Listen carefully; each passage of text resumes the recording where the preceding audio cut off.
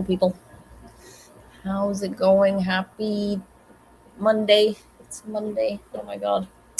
I hope everybody is having a good day. I'm not sure if we got people here. Oh, we've got one vote anyway. At least one vote for the Satanic Verses. All right. Four people watching. Okay, so that's good. Four is good. Um, I hope everybody's having a good day. I am. You might have to bear with me a bit. I am feeling really irritable, mostly because I forgot about the construction noise when I scheduled this live, and I forgot that I would be here. And there is still construction going on outside my door, and that's really irritating. And also, I'm just ready to be finished with all of this and ready to move to my new place. So, all of that is going to mostly take place over the next 2 days, tomorrow and Wednesday, and then I will be permanently over on the Sunshine Coast in my new house, and I cannot wait. I feel like it's gone really well so far, but I'm starting to get super anxious about just getting out of here. I phoned to confirm that my van is going to be there tomorrow, that excuse me, that I reserved, and they said something like, "Oh well, uh, just like it's going to be okay if we just don't have one of those vans, right? And it's a bigger one, a taller one." And I'm like, "No, wait, what? No." No, it's not, because I made reservations on the ferry, and they ask you about the dimensions of your vehicle, and getting a last minute spot on the ferry with a bigger vehicle is probably not going to happen. So fingers crossed. um, I will find out at noon tomorrow. Hi, Debs in Space. Hi, HMS Gen X Lady. Glad people could make it. Yes, I can't wait. It's going to be, I have to go over there tomorrow with the van, and then I have to come right back on Wednesday and bring the van back, and then go back again on Wednesday with my car. And then I will be there for a week, and then I have to come back and clean the apartment and get my physical for my bus driving. Yeah, mostly tomorrow, Debs. Tomorrow and Wednesday. So a lot of ferrying, going on the ferry back and forth. And I just can't wait. I'm feeling super irritable, and I forgot about the construction noise when I made this. I forgot that I would be here and that there would be construction noise. So they're still working outside. I don't know if you guys can hear it, but I can, and it's irritating. So I'm in a bit of a mood anyway. I hope everybody will bear with me, and I hope you guys are having a better day than I am. I mean, it could be much worse, honestly, but I'm just feeling very antsy. And there's all these things that still need to come together. So, yeah, a couple more days. By this time on, no, I'm not going to be. I'll be on the 9 o'clock ferry on Wednesday, too. So, by like midnight on Wednesday, I'll be done. So, yeah, so we are here to read this book. So, I thought we would have a go. If you remember, if you were here last week, we were still in part one. We read 4 chapters in part one. Yeah, transitions are draining. It's all gone very smoothly so far for the most part, but I'm ready for it to be over. And I'm tired of, like, I'm living out of suitcases now. Everything's packed, and yeah, I'm irritated. Anyway, so if you remember where we left off, they had gone on their day outing from the spa, and Florence, who was married to our narrator, John Dowell, was educating Edward Ashburnham about how Protestantism came to be. And Edward's wife, Leonora, freaked out and ran outside. And instead of telling our narrator what she was upset about, which was she just realized that her husband was having an affair with John's wife. In that moment, she realized it. But she didn't want him to know it. For whatever reason, she didn't want him to know. So she pretended that the thing that she was upset about was that Florence was dissing Catholicism rather than that Florence was having an affair with her husband.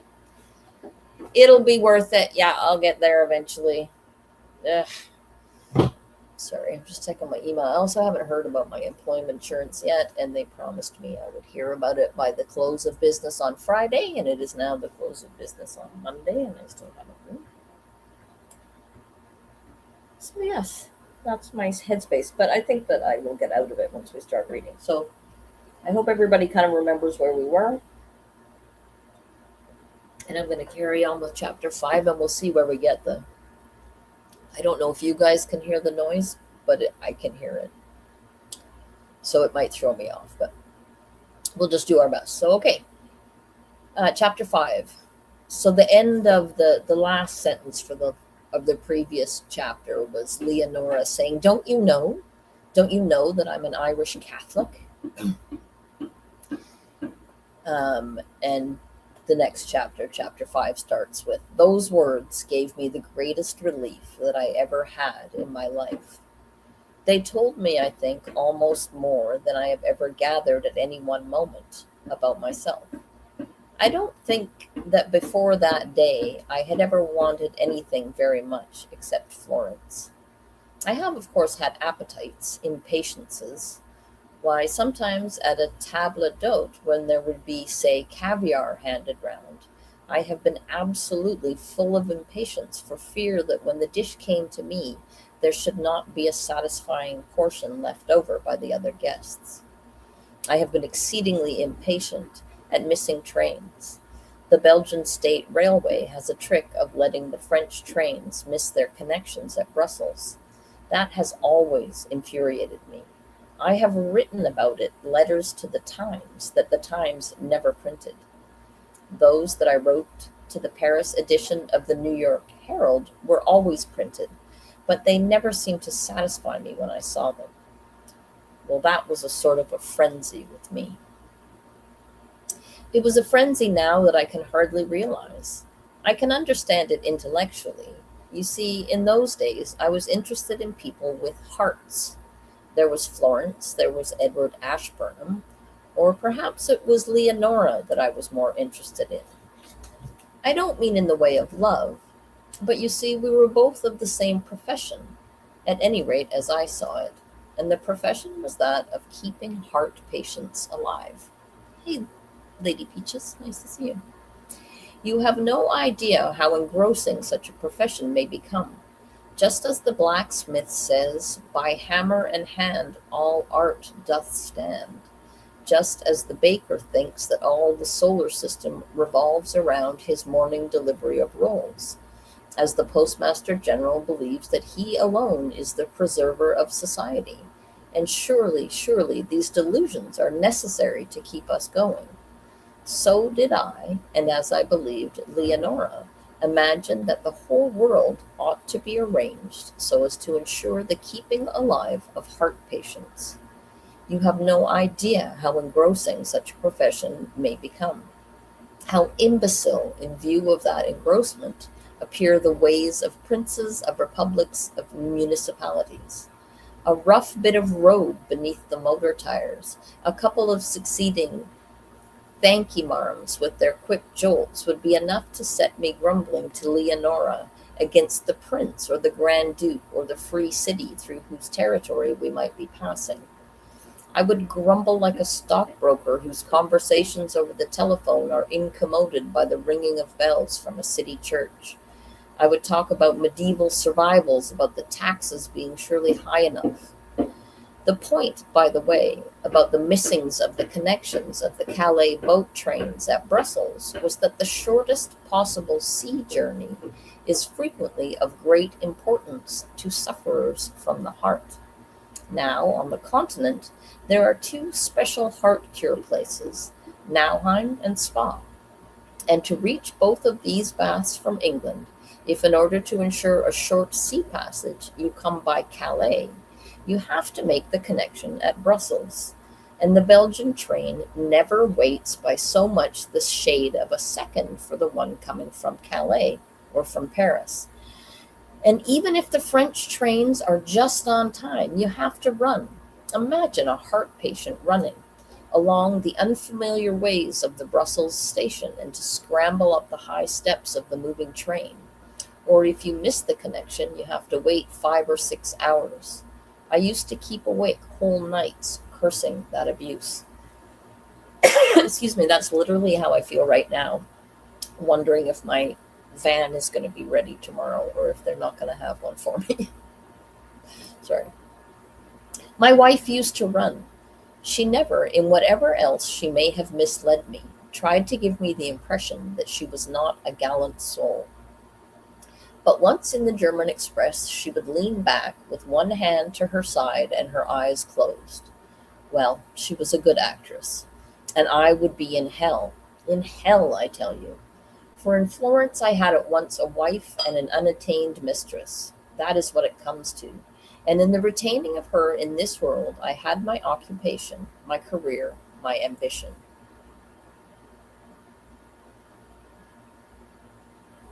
It is not often that these things are united in one body.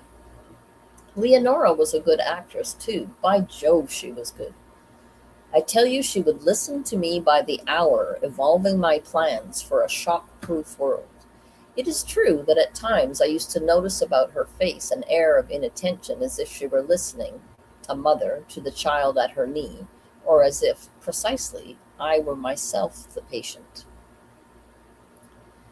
You understand that there was nothing the matter with Edward Ashburnham's heart, that he had thrown up his commission and had left India and come half the world over in order to follow a woman who really had had a heart. To Nauheim. That was the sort of sentimental ass he was. For you understand, too, that they really needed to live in India to economize, to let the house at Branshaw Telluride. Of course, at that date, I had never heard of the Kilsyte case. Ashburnham had, you know, kissed a servant girl in a railway train, and it was only the grace of God, the prompt functioning of the communication cord, and the ready sympathy of what I believe you call the Hampshire bench that kept that poor devil out of Winchester jail for years and years. I never heard of that case until the final stages of Leonora's revelation. But just think of that poor wretch.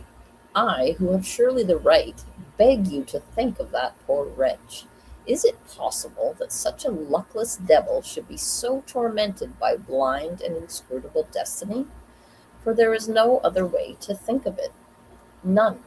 I have the right to say it, since for years he was my wife's lover, since he killed her, since he broke up all the pleasantnesses that there were in my life.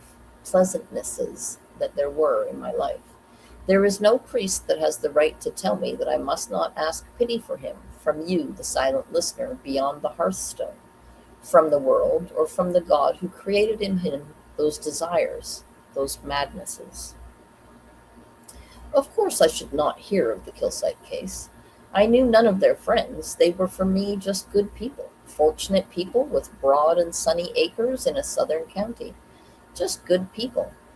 By heavens, I sometimes think that it would have been better for him, poor dear, if the case had been such a one that I must needs have heard of it, such a one as maids and couriers and other cur guests whisper about for years after, until gradually it dies away in the pity that there is knocking about here and there in the world.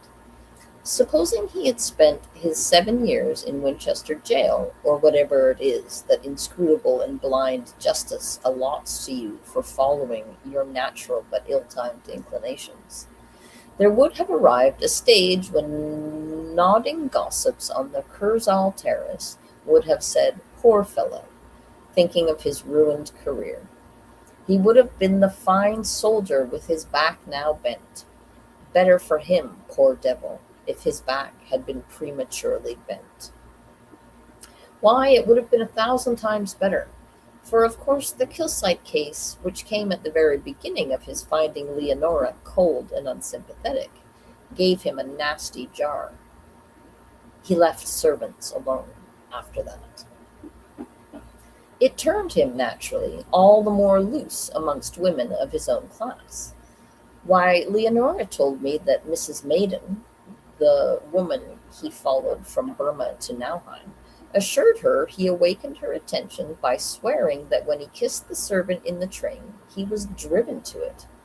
I dare say he was driven to it by the mad passion to find an ultimately satisfying woman.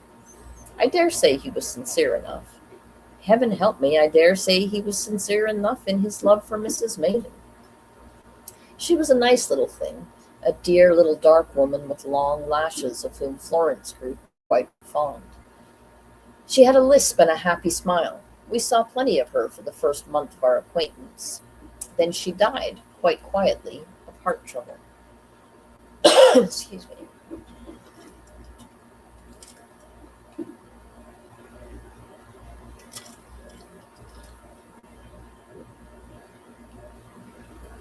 But you know, poor little Mrs. Maiden, she was so gentle, so young.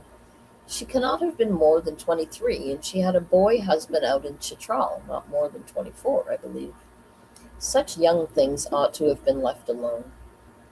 Of course, Ashburnham could not leave her alone. I do not believe that he could. Why, even I, at this distance of time, am aware that I am a little in love with her memory. I can't help smiling when I think suddenly of her, as you might at the thought of something wrapped carefully away in lavender in some drawer in some old house that you have long left. She was so submissive. Why, even to me she had the air of being submissive. To me, that not the youngest child will ever pay heed to. Yes, this is the saddest story. No, I cannot help wishing that Florence had left her alone, with her playing with adultery. I suppose it was, though she was such a child that one had the impression that she would hardly have known how to spell such a word.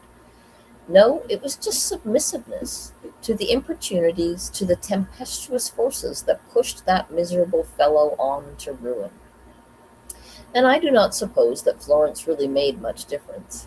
If it had not been for her that Ashburnham left his allegiance for Miss Maiden, then it would have been for some other woman.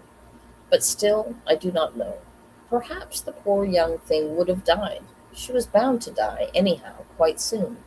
But she would have died without having to soak her noonday pillow with tears whilst Florence, below the window, talked to Captain Ashburnham about the Constitution of the United States. Yes, it would have left a better taste in the mouth if Florence had let her die in peace. Leonora behaved better in a sense. She just boxed Mrs. Maiden's ears. Yes, she hit her in an uncontrollable access of rage, a hard blow on the side of the cheek in the corridor of the hotel outside Edward's rooms. It was that, you know, that accounted for the sudden odd intimacy that sprang up between Florence and Mrs. Ashburn. Because it was, of course, an odd intimacy. If you look at it from the outside, nothing could have been more unlikely than Leonora, who was the proudest creature on God's earth, would have struck up an acquaintanceship with two casual Yankees whom she could not really have regarded as being much more than a carpet beneath her feet. You may ask what she had to be proud of. Well, she was a Powys married to an Ashburnham. I suppose that gave her the right to despise casual Americans as long as she did it unostentatiously. I don't know what anyone else has to be proud of. She might have taken pride in her patience, in her keeping her husband out of the bankruptcy court. Perhaps she did. At any rate, that was how Florence got to know her.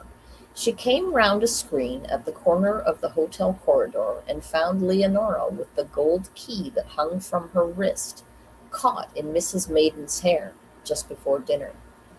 There was not a single word spoken. Little Mrs. Maiden was very pale, with a red mark down her left cheek, and the key would not come out of her black hair. It was Florence who had to disentangle it, for Leonora was in such a state that she could not have brought herself to touch Mrs. Maiden without growing sick. And there was not a word spoken. You see, under those four eyes, her own and Mrs. Maiden's, Leonora could just let herself go as far as to box Mrs. Maiden's ears. But the moment a stranger came along, she pulled herself wonderfully up. She was at first silent, and then, the moment the key was disengaged by Florence, she was in a state to say, "So awkward of me. I was just trying to put the comb straight in Mrs. Maiden's hair." Mrs. Maiden, however, was not a Powys, married to an Ashburnham. She was a poor little O'Flaherty, whose husband was a boy of country parsonage origin. So there was no mistaking the sob she let go as she went desolately away along the corridor. But Leonora was still going to play up. She opened the door of Ashburnham's room quite ostentatiously, so that Florence should hear her address Edward in terms of intimacy and liking. "Edward!" she called, but there was no Edward there. You understand that there was no Edward there. It was then, for the only time of her career, that Leonora really compromised herself. She exclaimed, "How frightful! Poor little Maisie!" She caught herself up at that, but of course it was too late. It was a queer sort of affair. I want to do Leonora every justice. I love her very dearly, for one thing, and in this matter, which was certainly the ruin of my small household cockleshell, she certainly tripped up. I do not believe, and Leonora herself does not believe, that poor little Maisie Maiden was ever Edward's mistress. Her heart was really so bad that she would have succumbed to anything like an impassioned embrace. That is the plain English of it, and I suppose plain English is best. She was really what the other two, for reasons of their own, just pretended to be. Queer, isn't it? Like one of those sinister jokes that Providence plays upon one. Add to this that I do not suppose that Leonora would much have minded, at any other moment, if Mrs. Maiden had been her husband's mistress. It might have been a relief from Edward's sentimental gurglings over the lady and from the lady's submissive acceptance of those sounds. No, she would not have minded. But in boxing Mrs. Maiden's ears, Leonora was just striking the face of an intolerable universe. For that afternoon she had had a frightfully painful scene with Edward. As far as his letters went, she claimed the right to open them when she chose. She arrogated to herself the right because Edward's affairs were in such a frightful state, and he lied so about them, that she claimed the privilege of having his secrets at her disposal. There was not, indeed, any other way, for the poor fool was too ashamed of his lapses ever to make a clean breast of anything. She had to drag these things out of him. It must have been a pretty elevating job for her. But that afternoon, Edward, being on his bed for the hour and a half prescribed by the Kerr authorities, she had opened a letter that she took to come from Colonel Hervey.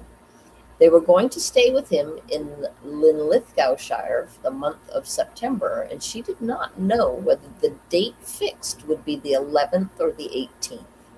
The address on this letter was, in handwriting, as like Colonel Hervey's as one blade of corn is like another. So she had at the moment no idea of spying on him. But she certainly was, for she discovered that Edward Ashburnham was paying a blackmailer of whom she had never heard something like £300 a year. It was a devil of a blow. It was like death, for she imagined by that time that she had really got to the bottom of her husband's liabilities. You see, they were pretty heavy.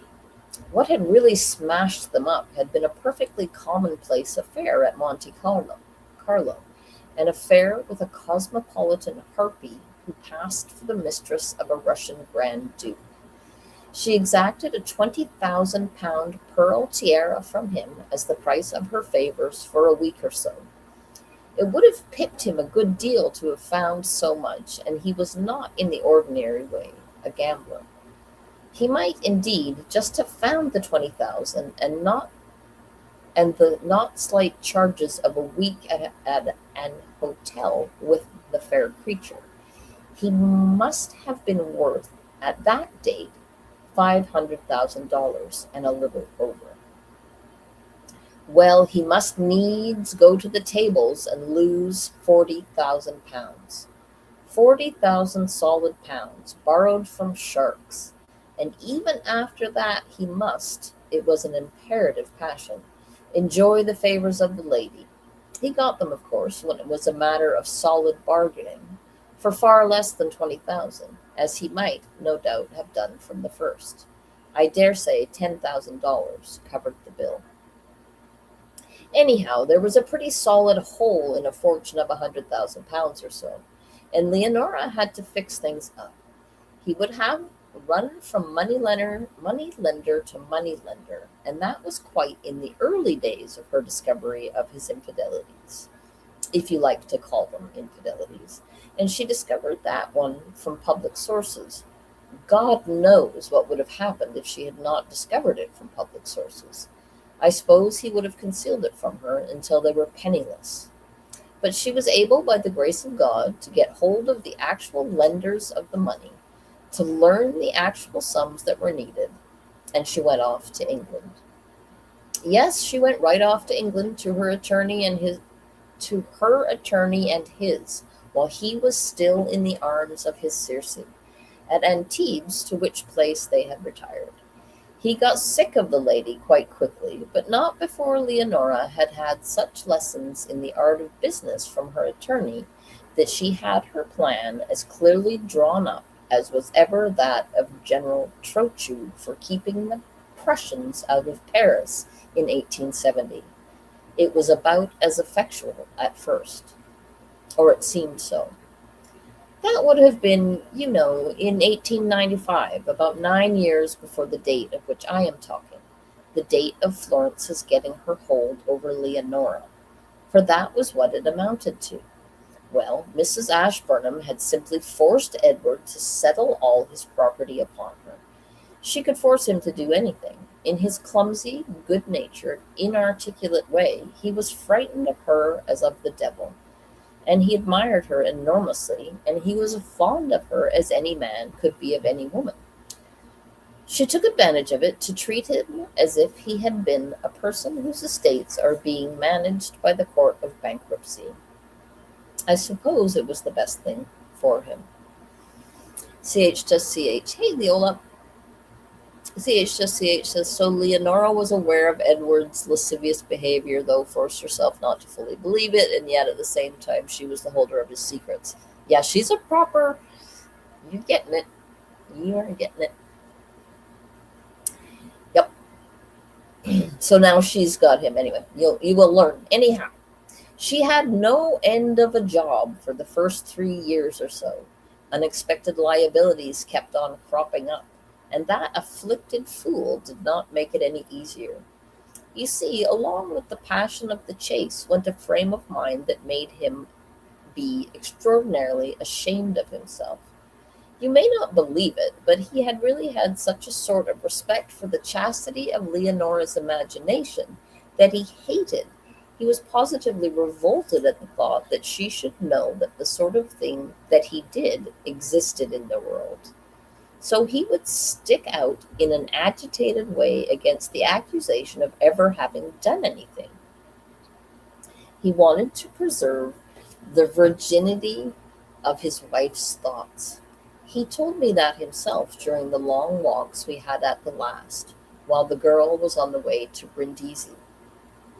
So, of course, for those 3 years or so, Leonora had many agitations, and it was then that they really quarreled. Yes, they quarreled bitterly. That seems rather extravagant. You might have thought that Leonora would be just calmly loathing and he lachrymosely contrite. But that was not it a bit. Along with Edward's passions and his shame for them went the violent conviction of the duties of his station, a conviction that was quite unreasonably expensive. I trust I have not, in talking of his liabilities, given the impression that poor Edward was a promiscuous libertine. He was not. Pardon me. He was a sentimentalist. The servant girl in the Kilsyte case had been pretty, but mournful of appearance. I think that, when he kissed her, he had desired rather to comfort her, and if she had succumbed to his blandishments, I dare say he would have set her up in a little house in Portsmouth or Winchester, and would have been faithful to her for 4 or 5 years. He was quite capable of that. No, the only two of his affairs of the heart that cost him money were that of the Grand Duke's mistress, and that which was the subject of the blackmailing letter that Leonora opened. That had been a quite passionate affair with quite a nice woman. It had succeeded the one with the Grand Ducal lady. The lady was the wife of a brother officer, and Leonora had known all about the passion, which had been quite a real passion, and had lasted for several years. You see, poor Edward's passions were quite logical in their progression upwards. They began with a servant, went on to a courtesan, and then to a quite nice woman, very unsuitably mated. For she had a quite nasty husband, who by means of letters and things went on blackmailing poor Edward to the tune of 300 or 400 a year, with threats of the divorce court. And after this lady came Maisie Maitland, and after poor Maisie only one more affair, and then the real passion of his life. His marriage with Leonora had been arranged by his parents, and though he always admired her immensely, he had hardly ever pretended to be much more than tender to her, though he desperately needed her moral support too.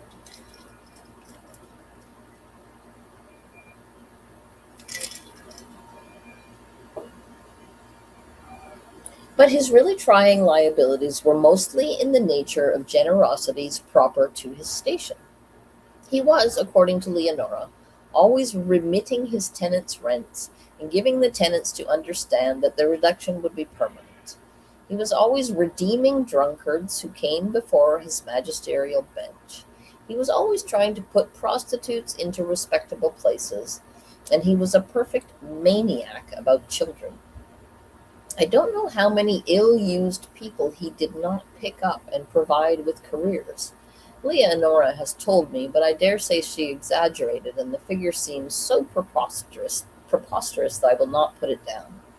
All these things, and the continuance of them, seemed to him to be his duty, along with impossible subscriptions to hospitals and Boy Scouts, and to provide prizes at cattle shows and anti-vivisection societies.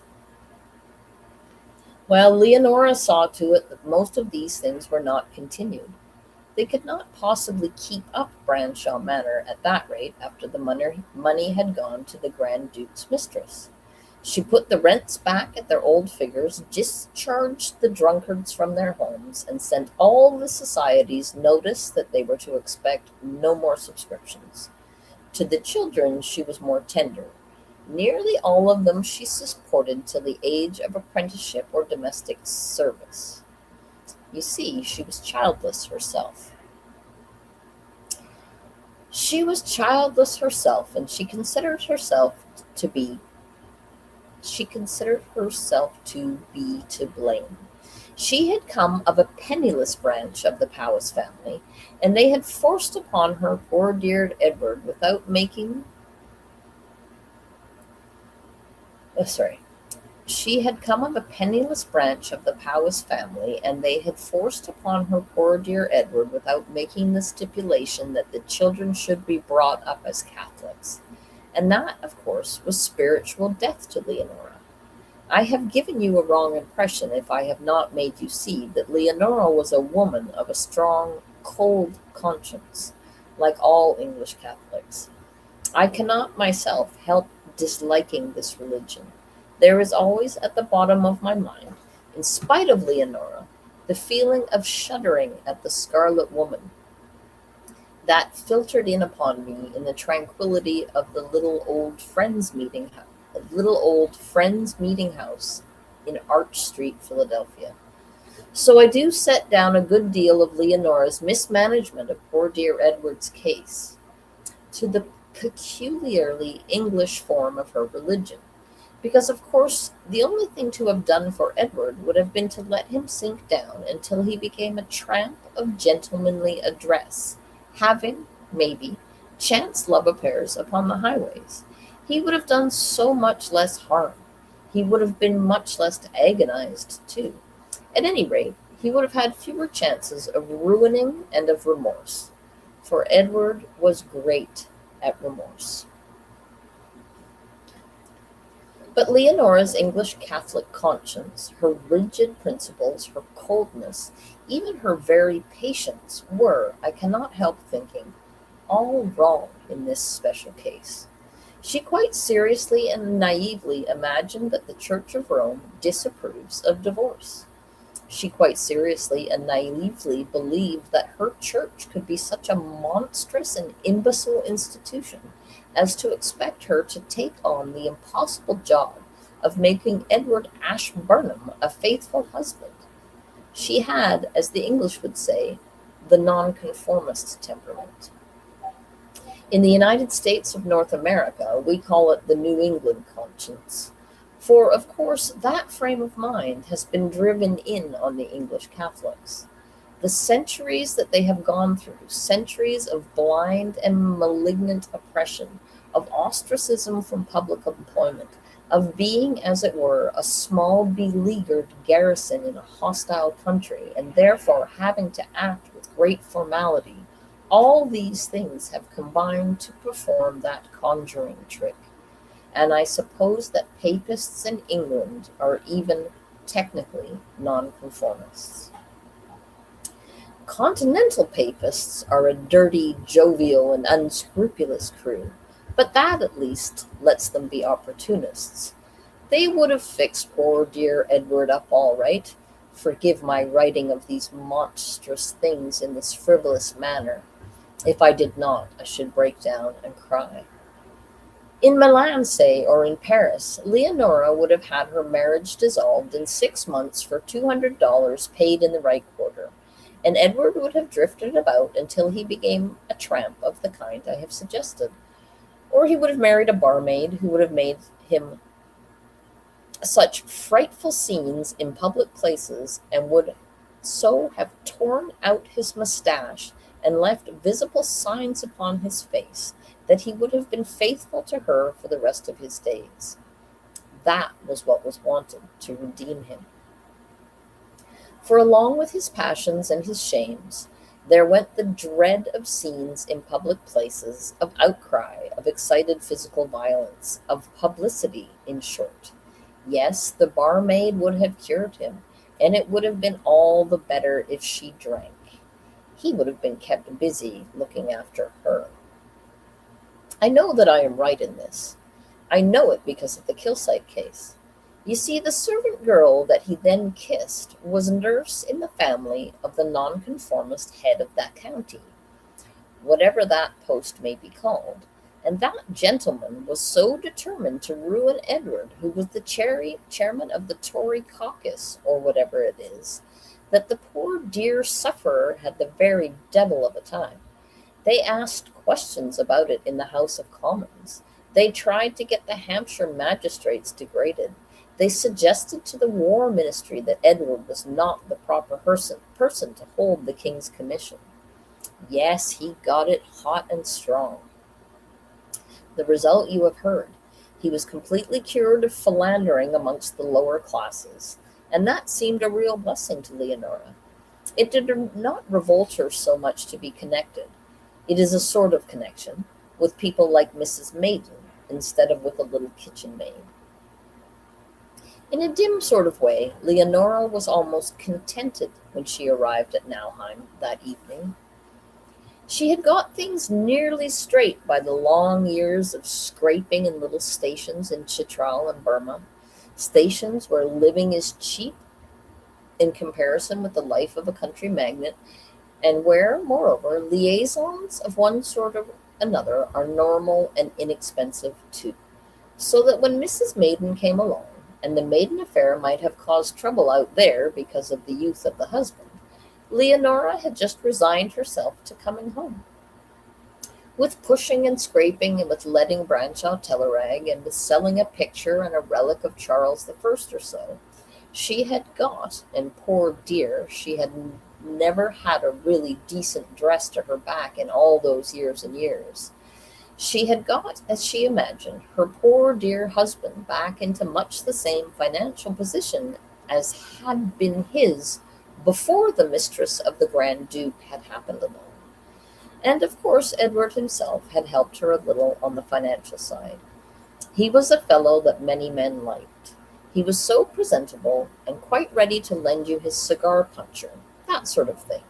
So every now and then some financier whom he met about, would give him a good, sound, profitable tip. And Leonora was never afraid of a bit of a gamble. English papists seldom are. I do not know why. So nearly all her investments turned up trumps, and Edward was really in fit case to reopen Branshaw Manor and once more to assume his position in the country.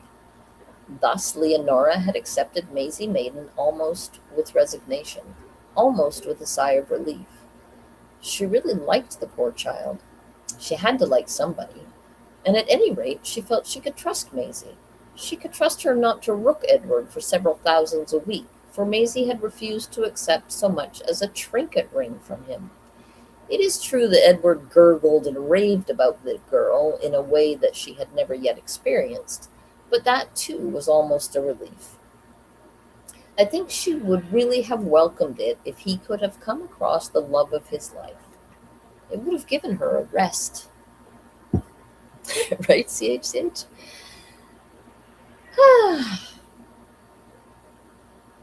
And there could not have been anyone better than poor little Mrs. Maiden. She was so ill she could not want to be taken on expensive jaunts. It was Leonora herself who paid Maisie's expenses to Nauheim. She handed over the money to the boy husband, for Maisie would never have allowed it, but the husband was in agonies of fear, poor devil. I fancy that on the voyage from India, Leonora was as happy as ever she had been in her life. Edward was wrapped up completely in his girl. He was almost like a father with a child, trotting about with rugs and physic and things from deck to deck. He behaved, however, with great circumspection, so that nothing leaked through to the other passengers, and Leonora had almost attained to the attitude of a mother towards Mrs. Maiden. So it had looked very well, the benevolent, wealthy couple of good-looking people acting as saviors to the poor, dark-eyed, dying young thing. And that attitude of Leonora's towards Mrs. Maiden no doubt partly accounted for the smack in the face. She was hitting a naughty child who had been stealing chocolates at an inopportune moment. It was certainly an inopportune moment, for with the opening of that blackmailing letter from that injured brother officer, all the old terrors had redescended upon Leonora. Her road had again seemed to stretch out endless. She imagined that there might be hundreds and hundreds of such things that Edward was concealing from her, that they might necessitate more mortgagings, more pawnings of bracelets, more and always more horrors. She had spent an excruciating afternoon. The matter was one of a divorce case, of course, and she wanted to avoid publicity as much as Edward did, so that she saw the necessity of continuing the payments. And she did not so much mind that.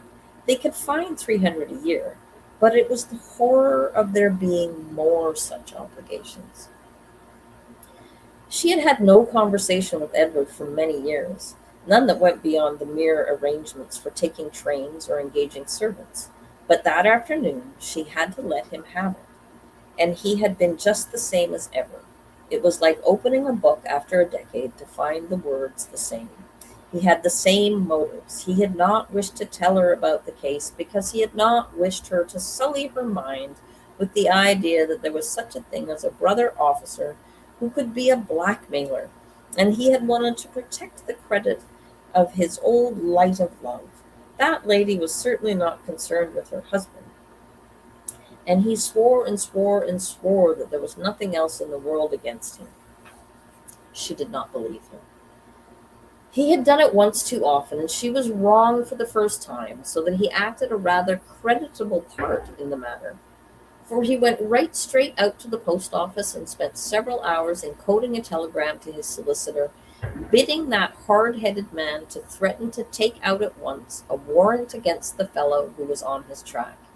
He said afterwards that it was a bit too thick on poor old Leonora to be ballyragged any more. That was really the last of his outstanding accounts, and he was ready to take his personal chance of the divorce court if the blackmailer turned nasty. He would face it out, the publicity, the papers, the whole Valley show. Those were his simple words.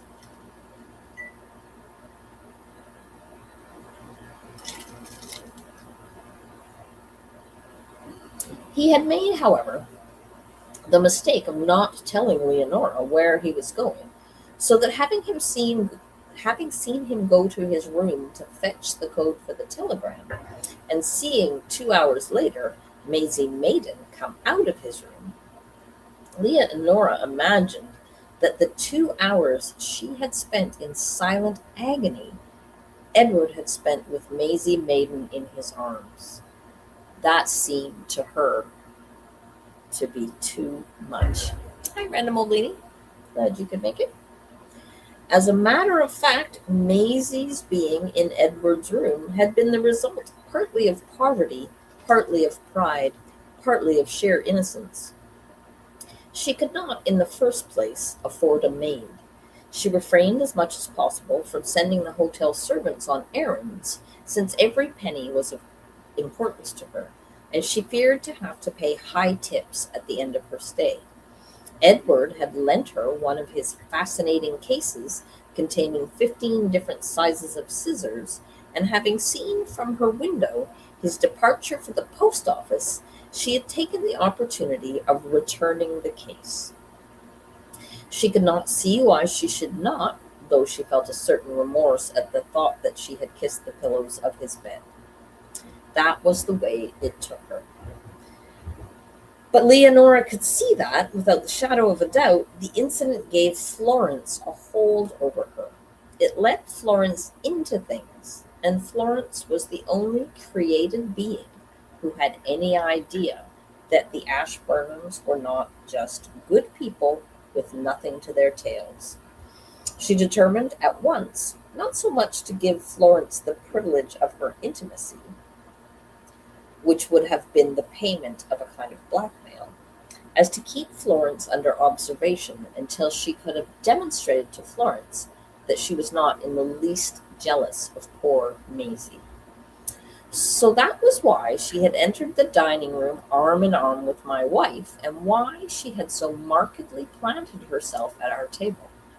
She never left us indeed, for a minute that night, except just to run up to Mrs. Maiden's room, to beg her pardon, and to beg her also to let Edward take her very markedly out into the gardens that night. She said herself, when Mrs. Maiden came rather wistfully down into the lounge where we were all sitting, "Now, Edward, get up and take Maisie to the casino. I want Mrs. Dowell to tell me all about the families in Connecticut who came from Fordingbridge." For it had been discovered that Florence came of a line that had actually owned Branshaw Teleragh for 2 centuries before the Ashburnhams came here. And there she sat with me in that hall, long after Florence had gone to bed, so that I might witness her gay reception of that pair. She could play up.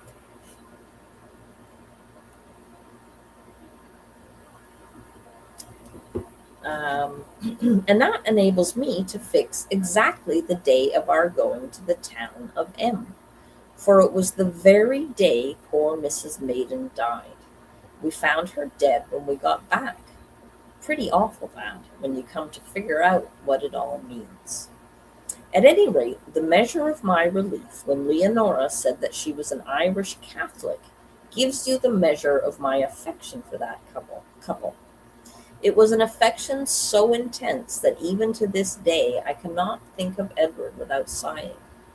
I did not believe that I could have gone on any more without them. I was getting too tired. And I verily believe, too, if my suspicion that Leonora was jealous of Florence had been the reason she gave for her outburst, I should have turned upon Florence with the maddest kind of rage. Jealousy would have been incurable. But Florence's mere silly jibes at the Irish and at the Catholics could be apologized out of existence. And that I appeared to fix up in 2 minutes or so. She looked at me for a long time, rather fixedly and queerly, while I was doing it, and at last I worked myself up to saying, do accept the situation. I confess that I do not like your religion, but I like you so intensely. I don't mind saying that I have never had anyone to be really fond of, and I do not believe that anyone has ever really been fond of me, as I believe you really to be.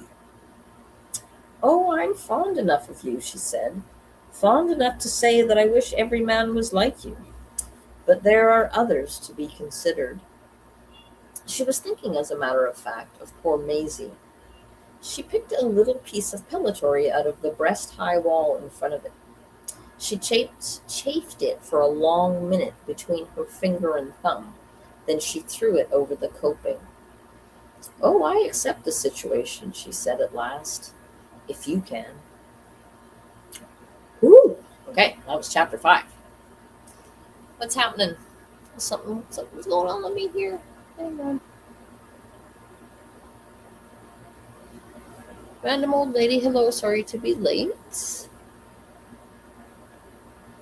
My spouse has dementia and had a stroke last night. Oh my goodness, random old lady, I'm so sorry. I'm so sorry. I hope you can just sit down and relax for a few minutes. That's extremely stressful. Yeah, I'm glad you got a minute to join us here. I'm really sorry to hear that. That's big and heavy news. I hope you're okay. Okay, I'm gonna check in on the poll. People are so far the satanic verses, hey? House of the Seven Gables is pretty great. Just gonna say, it's gonna be okay. As mean as I sound, the hospital gets to care for him a bit. Hey, it doesn't sound mean at all. It sounds like, caretakers need a break too. And good for you for recognizing that and taking a break, not staying at the hospital the whole time. Okay, I'm going to move on to chapter 6. These are quite long chapters, so we might not get through more than one more. But anyway, here we go. I remember laughing at the phrase, accept the situation, which she seemed to repeat with a gravity too intense. I said to her something like, it's hardly as much as that. I mean, that I must claim the liberty of a free American citizen to think what I please about your co-religionists, and I suppose that Florence must have the liberty to think what she pleases and to say what politeness allows her to say. She had better, Leonora answered, not say one single word against my people or my faith. It struck me at the time that there was an unusual and almost threatening hardness in her voice. It was almost as if she were trying to convey to Florence, through me, that she would seriously harm my wife if Florence went to something that was an extreme. Yes, I remember thinking at the time that it was almost as if Leonora were saying, through me, to Florence, you may outrage me as you will. You may take all that I personally possess. But do not you care to say one single thing in view of the situation that will set up against the faith that makes me become the doormat for your feet. Oh, A Fine Balance. That's a great book, too. God, I don't know if I could read it out loud. I cried so hard reading that book. Whew. It would be better if Florence said nothing at all against my co-religionists, because it is a point that I am touchy about. That was the hint that accordingly I conveyed to Florence when shortly afterwards she and Edward came down from the tower. And I want you to understand that from that moment until after Edward and the girl and Florence were all dead together, I had never the remotest glimpse, not the shadow of a suspicion, that there was anything wrong, as the saying is. For 5 minutes, then, I entertained the possibility that Leonora might be jealous, but there was never another flicker in that flame-like personality. How in the world should I get it? For all that time, I was just a male sick nurse. And what chance had I against those 3 hardened gamblers who were all in league to conceal their hands from me? What earthly chance? They were 3 to 1, and they made me happy. Oh God, they made me so happy that I doubt if even paradise, that shall smooth out all temporal wrongs, shall ever give me the like. And what could they have done better, or what could they have done that could have been worse? I don't know. I suppose that during all that time I was a deceived husband, and that Leonora was pimping for Edward. That was the cross that she had to take up during her long Calvary of life. You ask how it feels to be a deceived husband? Just heavens, I do not know. It feels just nothing at all. It is not hell, certainly it is not necessarily heaven. So I suppose it is the intermediate stage. What did they call it? Limbo. No, I feel nothing at all about that. They are dead. They have gone before their judge, who, I hope, will open to them the springs of his compassion. It is not my business to think about it.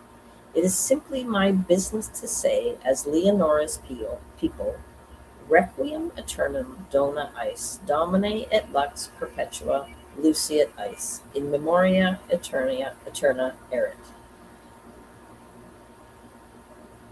From the Mass for the dead, eternal rest give them, O Lord, and let perpetual light shine upon them. The just shall be in everlasting remembrance. But what were they? The just? The unjust? God knows. I think that the pair of them were only poor wretches, creeping over this earth in the shadow of an eternal wrath. It is very terrible. It is almost too terrible, the picture of that judgment as it appears to me sometimes at nights. It is probably the suggestion of some picture that I have seen somewhere.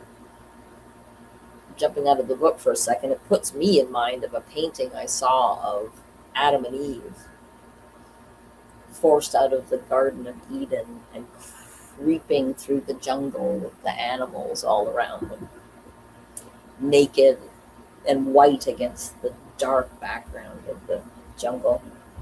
That's what it reminds me of. But upon an immense plain suspended in mid-air, I seemed to see 3 figures, 2 of them clasped close in an intense embrace, and one intolerably solitary.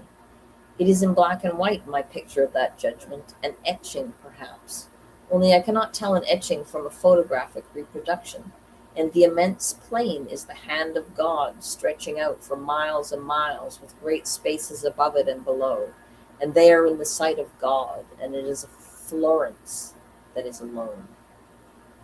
And do you know, at the thought of that intense solitude, I feel an overwhelming desire to rush forward and comfort her. You could not, you see, have acted as a nurse to a person for 12 years without wishing to go on nursing them, even though you hate them with the hatred of the adder, and even in the palm of God. But in the nights, with that vision of judgment before me, I know that I hold myself back, for I hate Florence. I hate Florence with such a hatred that I would not spare her an eternity of loneliness. She need not have done what she did. She was an American, a New Englander. She had not the hot passions of the Europeans. She cut out that poor imbecile of an Edward, and I pray God that he is really at peace, clasped clasped close in the arms of that poor, poor girl. And no doubt Maisie Maiden will find her young husband again, and Leonora will burn, clear and serene, a northern light, and one of the archangels of God. And me, well, perhaps they will find me an elevator to run. But Florence, she should not have done it. She should not have done it. It was playing it too low down. She cut out poor dear Edward from sheer vanity. She meddled between him and Leonora from a sheer imbecile spirit of district visiting. Do you understand that whilst she was Edward's mistress, she was perpetually trying to reunite him to his wife? She would gabble on to Leonora about forgiveness, treating the subject from the bright American point of view, and Leonora would treat her like the whore that she was. Once she said to Florence in the early morning, "You come to me straight out of his bed to tell me that that is my proper place? I know it. Thank you." But even that could not stop Florence. She went on saying that it was her ambition to leave this world a little brighter by the passage of her brief life, and how thankfully she would leave Edward, whom she thought she had brought to a right frame of mind, if Leonora would only give him a chance. He needed, she said, tenderness beyond anything. And Leonora would answer, for she put up with this outrage for years. Leonora, as I understand, would answer something like, "Yes, you would give him up, and you would go on writing to each other in secret and committing adultery in hired rooms. I know the pair of you, you know. No, I prefer the situation as it is." Half the time, Florence would ignore Leonora's remarks. She would think they were not quite ladylike. The other half of the time, she would try to persuade Leonora that her love for Edward was quite spiritual on account of her heart. Once she said, "If you can believe that of Maisie Maiden as you say you do, why cannot you believe it of me?" Leonora was, I understand, doing her hair at that time in front of the mirror in her bedroom, and she looked round at Florence, to whom she did not usually vouchsafe a glance. She looked round coolly and calmly and said, "Never do you dare to mention Mrs. Maiden's name again. You murdered her. You and I murdered her between us. I am as much a scoundrel as you. I don't like to be reminded of it."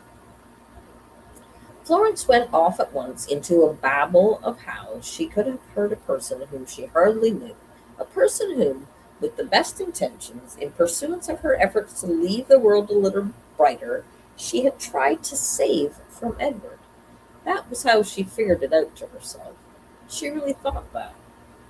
So Leonora said patiently, "Very well, just put it that I killed her and that it's a painful subject.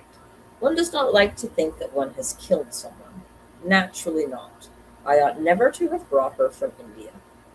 And that, indeed, is exactly how Leonora looked at it. It is stated a little baldly, but Leonora was always a great one for bald statements. What happened? What had happened on the day of our jaunt to the ancient city of N had been this. Leonora, who had been even then filled with pity and contrition for the poor child, on returning to our hotel, had gone straight to Mrs. Maiden's room. She had wanted just to pet her, and she had perceived at first only, on the clear round table, covered with red velvet, a letter addressed to her. It ran something like, "Oh, Mrs. Ashburnham, how could you have done it? I trusted you so. You never talked to me about me and Edward, but I trusted you. How could you buy me from my husband? I have just heard how you have. In the hall they were talking about it, Edward and the American lady. You paid the money for me to come here. Oh, how could you? How could you? I am going straight back to Bunny." Bunny was Mrs. Maiden's husband. And Leonora said that, as she went on reading the letter, she had, without looking round her, a sense that the hotel room was cleared, that there were no papers on the table, that there were no clothes on the hooks, and that there was a strained silence. A silence, she said, as if there was something in the room that drank up such sounds as there were. She had to fight against that feeling whilst she read the postscript of the letter. I did not know you wanted me for an adulteress, the postscript began. The poor child was hardly literate. It was surely not right of you, and I never wanted to be one. And I heard Edward call me a poor little rat to the American lady. He always called me a little rat in private, and I did not mind. But if he called me it to her, I think he does not love me any more. Oh, Mrs. Ashburnham, you knew the world, and I knew nothing.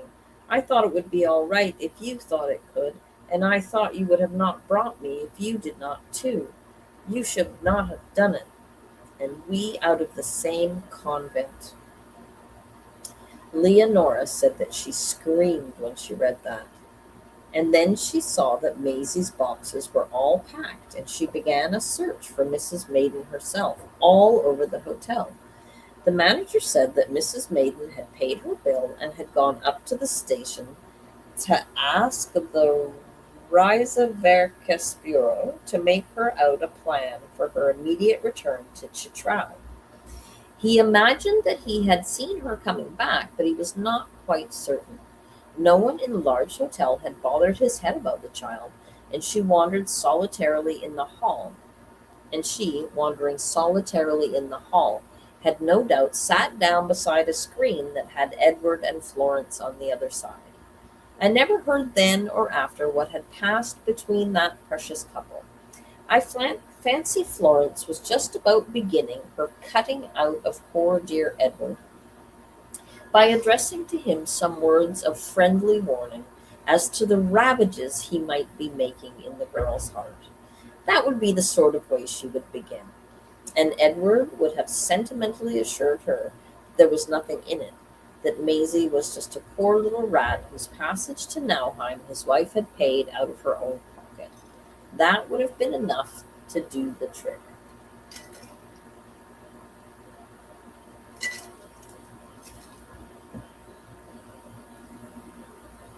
For the trick was pretty efficiently done. Leonora, with panic growing and with contrition very large in her heart, visited every one of the public rooms of the hotel. The dining room, the lounge, the Schreibzimmer, the winter garden. God knows what they wanted with a winter garden in an old hotel that is only open from May till October, but there it was. And then Leonora ran, yes, she ran up the stairs, to see if Maisie had not returned to her rooms. She had determined to take that child right away from that hideous place. It seemed to her to be all unspeakable. I do not mean to say that she was not quite cool about it. Leonora was always Leonora. But the cold justice of the thing demanded that she should play the part of mother to this child who had come from the same convent. She figured it out to amount to that. She would leave Edward to Florence and to me, and she would devote all her time providing that child with an atmosphere of love until she could be returned to her poor young husband. It was naturally too late. She had not cared to look around Maisie's rooms at first. I think this might be the silence that drank up such sounds. Now, as soon as she came in, she perceived, sticking out beyond the bed, a small pair of feet in high-heeled shoes. Maisie had died in the effort to strap up a great portmanteau. She had died so grotesquely that her little body had fallen forward into the trunk, and it had closed upon her like the jaws of a gigantic alligator. The key was in her hand. Her dark hair, like the hair of a Japanese, had come down and covered her body and her face. Leonora lifted her up. She was the merest featherweight, and laid her on the bed with her hair about her.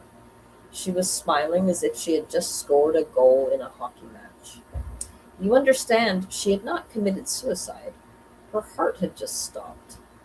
I saw her with her long lashes on the cheeks, the smile about the lips, with the flowers all about her.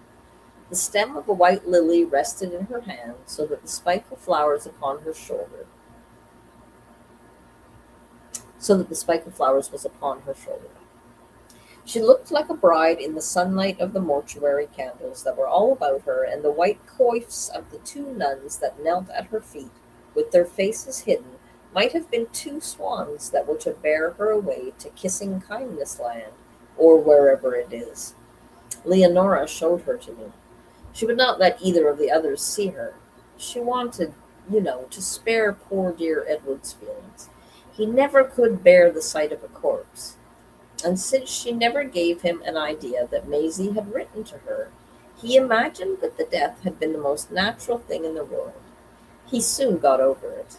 Indeed, it was the one affair of his about which he never felt much remorse. That was the end of part 1, chapter 6, page 94, and the book. Hang on, so there's all kinds of appendixes and stuff at the back.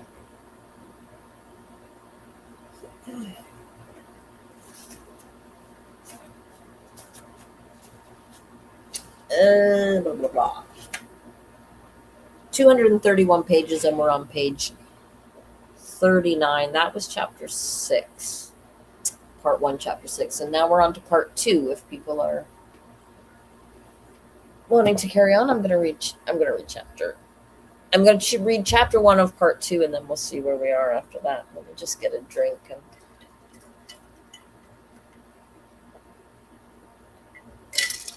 Are people good? Are people happy? Listening? Are people listening? I don't even have any idea. Ooh, we're getting closer to a 50-50. Okay. I'm just going to have a little puff of this. A little over a third, yeah.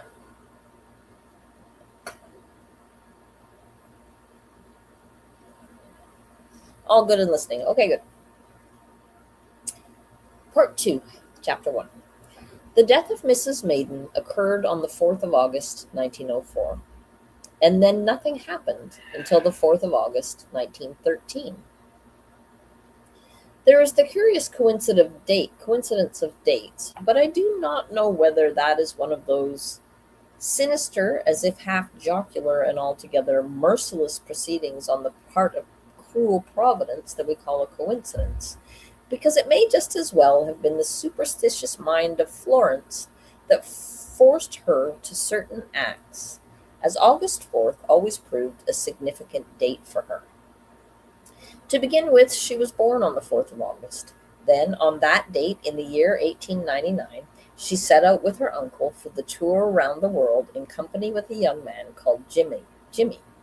But that was not merely a coincidence. Her kindly old uncle, with the supposedly damaged heart, was in his delicate way offering her in this trip a birthday present to celebrate her coming of age. Then, on the 4th of August, 1900, she yielded to an action that certainly colored her whole life as well as mine. She had no luck. She was probably offering herself a birthday present that morning. On the 4th of August, 1901, she married me and set sail for Europe on a great gale of wind, the gale that affected her heart. And no doubt there again, she was offering herself a birthday gift, the birthday gift of my miserable life. It occurs to me that I have never told you anything about my marriage. That was like this. I have told you, as I think, that I first met Florence at the Stuyvesants in 14th Street. And from that moment I determined with all the obstinacy of a possibly weak nature, if not to make her mine, at least to marry her. I had no occupation, I had no business affairs.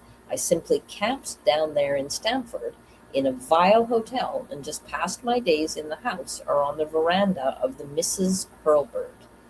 The Mrs. Hurlbird, in an odd, obstinate way, did not like my presence, but they were hampered by the national manners of these occasions. Florence had her own sitting room. She could ask to it whom she liked, and I simply walked into that apartment.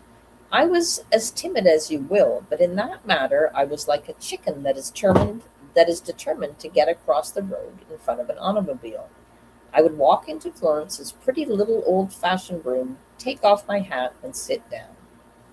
Florence had, of course, several other fellows too, strapping young New Englanders, who worked during the day in New York and spent only evenings in the village of their birth. And in the evenings they would march in on Florence with almost as much determination as I myself showed. And I am bound to say that they were received with as much disfavor as was my portion from the Misses Hurlbird. They were curious old creatures, those two. It was almost as if they were members of an ancient family under some curse. They were so gentlewomanly, so proper, and they sighed so. Sometimes I would see tears in their eyes. I do not know that my courtship of Florence made much progress at first. Perhaps that was because it took place almost entirely during the daytime, on hot afternoons, when the clouds of dust hung like fog right up as high as the tops of the thin-leaved elms. The night, I believe, is the proper season for the gentle feats of love, not a Connecticut July afternoon, when any sort of proximity is an almost appalling thought. But if I never so much as kissed Florence, she let me discover very easily in the course of a fortnight her simple wants, and I could supply those wants. She wanted to marry a gentleman of leisure. She wanted a European establishment. She wanted her husband to have an English accent, an income of $50,000 a year from real estate, and no ambition to increase that income. And, she faintly hinted, she did not much want physical passion in the affair. Americans, you know, can envisage such unions without blinking. She gave out this information in floods of bright talk. She would pop a little bit of it into comments over a view of the Rialto, Venice, and whilst she was brightly describing Balmoral Castle, she would say that her ideal husband would be one who could get her received at the British court. She had spent, it seemed, 2 months in Great Britain, 7 weeks in touring from Stratford to Strathpeffer, and one as a paying guest in an old English family near Ledbury, an impoverished but still stately family called Bagshaw. They were to have spent 2 months more in that tranquil bosom, but inopportune events, apparently in her uncle's business, had caused their rather hurried return to Stamford. The young man, called Jimmy, had remained in Europe to perfect his knowledge of that continent. He certainly did. He was most useful to us afterwards. But the point that came out, that there was no mistaking, was that Florence was coldly and calmly determined to take no look at any man who could not give her a European settlement. Her glimpse of English home life had effected this. She meant on her marriage to have a year in Paris and then to have her husband buy some real estate in the neighborhood of Fordingbridge, from which the Hurlbirds had come in the year 1688. On the strength of that, she was going to take her place in the ranks of English county society. That was fixed. I used to feel mightily elevated when I considered these details, for I could not figure out that amongst her acquaintances in Stamford there was any fellow that would fill the bill. The most of them were not as wealthy as I, and those that were not the type to give up the fascinations of Wall Street even for the protracted companionship of Florence. But nothing really happened during the month of July. On the 1st of August, Florence apparently told her aunts that she intended to marry me. She had not told me so, but there was no doubt about the aunts, for on the afternoon Miss Florence Hurlbird Sr. stopped me on my way to Florence's sitting room and took me agitatedly into the parlor. It was a singular interview in that old-fashioned colonial room. with the spindle-legged furniture, the silhouettes, the miniatures, the portrait of General Braddock, and the smell of lavender. You see, the two poor maiden ladies were in agonies, and they could not say one single thing direct. They would almost wring their hands and ask if I had considered such a thing as different temperaments. I assure you they were almost affectionate, concerned for me even, as if Florence were too bright for my solid and serious virtues. For they had discovered in me solid and serious virtues. That might have been because I had once dropped the remark that I preferred General Braddock to General Washington. For the Hurlbirds had backed the losing side in the War of Independence, had been seriously impoverished and quite efficiently oppressed for that reason. The Mrs. Hurlbird could never forget it.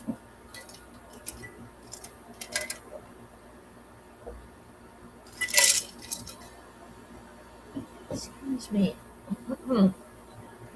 Nevertheless, they shuddered at the thought of a European career for myself in Florence.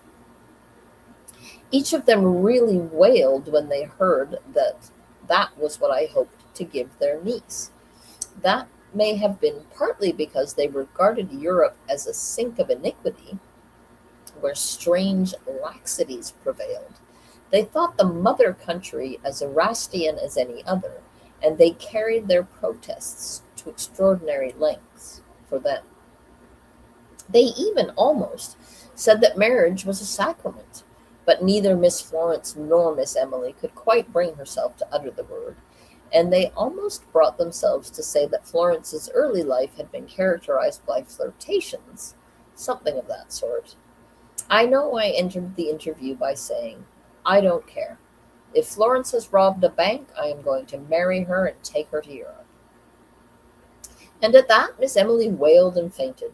But Miss Florence, in spite of the state of her sister, threw herself on my neck and cried out, Don't do it, John, don't do it. You're a good young man. And she added, whilst I was getting out of the room to send Florence to her aunt's rescue, We ought to tell you more, but she's our dear sister's child.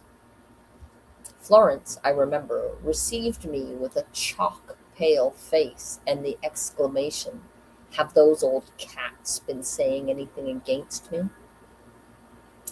But I assured her that they had not, and hurried her into the room of her strangely afflicted relatives. I had really forgotten all about that exclamation of Florence's until this moment. She treated me so very well, with such tact, that if I ever thought of it afterwards, I put it down to her deep affection for me. And that evening, when I went to fetch her for a buggy ride, she had disappeared. I did not lose any time. I went into New York and engaged berths on the Pocahontas that was to sail on the evening of the 4th of the month, and then, returning to Stamford, I tracked out in the course of the day that Florence had been driven to Rye Station. And there I found that she had taken the cars to Waterbury. She had, of course, gone to her uncle's. The old man received me with a stony, husky face. I was not to see Florence. She was ill. She was keeping her room. And from something that he let drop, an odd biblical phrase that I have forgotten, I gathered that all her family simply did not intend her to marry ever in her life.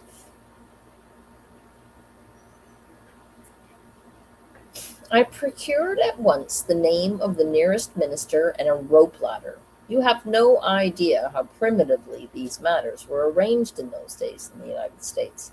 I dare say that may be so still. And at 1 o'clock in the morning on the 4th of August, I was standing in Florence's bedroom. I was so one-minded in my purpose that it never struck me there was anything improper in being at 1 o'clock in the morning in Florence's bedroom. I just wanted to wake her up. She was not, however, asleep. She expected me, and her relatives had only just left. She received me with an embrace of warmth. Well, it was the first time I had ever been embraced by a woman, and it was the last when a woman's embrace has had in it any warmth for me. I suppose it was my own fault what followed. At any rate, I was in such a hurry to get the wedding over and was so afraid of her relatives finding me there that I must have received her advances with a certain amount of absence of mind. I was out of that room and down the ladder in under half a minute. She kept me waiting at the foot an unconscionable time. It was certainly 3 in the morning before we knocked up that minister. And I think that wait was the only sign Florence ever showed of having a conscience, as far as I was concerned, unless her lying for some moments in my arms was also a sign of conscience. I fancy that, if I had shown warmth then, she would have acted the proper wife to me, or she would have put me back again. But because I acted like a Philadelphia gentleman, she made me, I suppose, go through with the part of a male nurse. Perhaps she thought that I should not mind. After that, as I gather, she had not any more remorse. She was only anxious to carry out her plans. For just before she came down the ladder, she called me to the top of that grotesque implement that I went up and down like a tranquil jumping jack. I was perfectly collected. She said to me with a certain fierceness, "It is determined that we sail at 4 this afternoon. You are not lying about having taken berths." I understood that she would be naturally anxious to get away from the neighborhood of her apparently insane relatives, so that I readily excused her for thinking that I should be capable of lying about such a thing. I made it, therefore, plain to her that it was my fixed determination to sail by the Pocahontas. She said then it was a moonlit morning, and she was whispering in my ear whilst I stood on the ladder. The hills that surrounded Waterbury showed extraordinarily tranquil around the villa. She said almost coldly, "I wanted to know so as to pack my trunks." And she added, "I may be ill, you know. I guess my heart is a little like Uncle Hurlbird's. It runs in families." I whispered that the Pocahontas was an extraordinarily steady boat. Now I wonder what had passed through Florence's mind the 2 hours that she had kept me waiting at the foot of that ladder.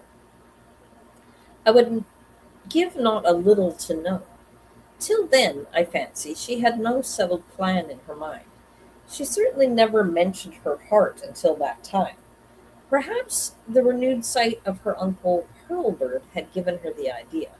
Certainly her Aunt Emily, who had come over with her to Waterbury, would have rubbed into her for hours and hours the idea that any accentuated discussions would kill the old gentleman. That would recall to her mind all the safeguards against excitement with which the poor silly old gentleman had been hedged in during their trip around the world. That, perhaps, put it into her head. Still, I believe there was some remorse on my account, too. Leonora told me that Florence said there was, for Leonora knew all about it, and once went so far as to ask her how she could do a thing so infamous. She excused herself on the score of an overmastering passion. Well, I always say that an overmastering passion is a good excuse for feelings. You cannot help them. And it is a good excuse for straight actions. She might have bolted with the fellow before or after she married me. And if they had not enough money to get along with, they might have cut their throats or sponged on her family, though, of course, Florence wanted such a lot that it would have suited her very badly to have for a husband a clerk in a dry goods store, which was what old Hurlbird would have made of that fellow. He hated him. No, I do not think there is much excuse for Florence. God knows she was a frightened fool, and she was fantastic, and I suppose that at the time she really cared for that imbecile. He certainly didn't care for her, poor thing. At any rate, after I had assured her that the Pocahontas was a steady ship, she just said, "You'll have to look after me in certain ways, like Uncle Hurlbird is looked after. I will tell you how to do it." And then she stepped over the sill as if she were stepping on board a boat. I suppose she had burnt hers.